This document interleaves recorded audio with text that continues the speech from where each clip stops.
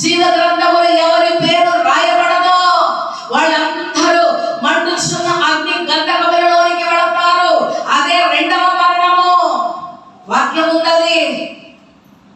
నువ్వు అగ్నిగుండంలోకి వెళ్ళకుండా ఉండాలంటే, నీవు నమ్మి బాప్తిస్మం తీసుకుంటే నీ పేరు పరలోకములో జీవ గ్రంథములో వ్రాయబడింది. గ్రంథాలు విప్పబడగా గ్రంథంబులోన యెహోవాని పేరందుండదు వాడగ్నిలో బడును. ఓ మానవుండ నీ గతి ఏమౌనో తెలియునా?